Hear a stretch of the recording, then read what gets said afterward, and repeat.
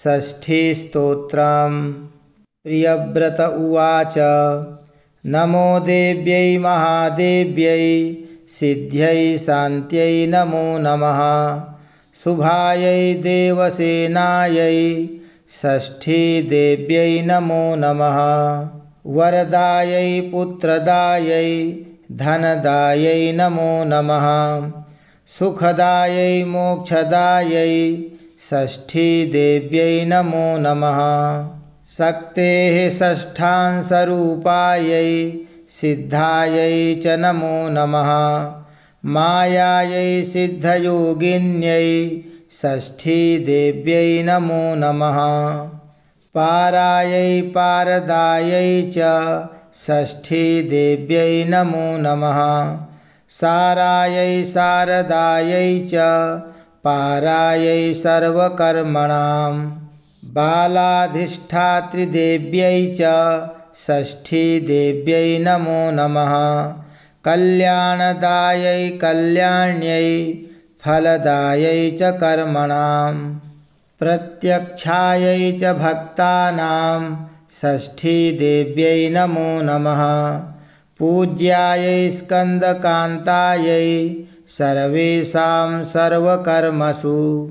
देवरक्षणकारिण्यै षष्ठीदेव्यै नमो नमः।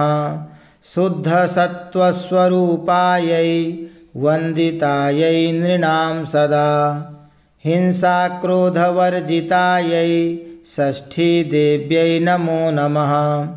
धनं देहि प्रियां देहि पुत्रं देहि सुरेश्वरी।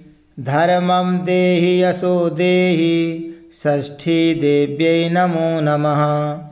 भूमिं देहि प्रजां देहि देहि विद्यां सुपूजिते। कल्याणं च जयं देहि षष्ठीदेव्यै नमो नमः। इति देवीं च संस्तूय लेभे पुत्रं प्रियव्रतः।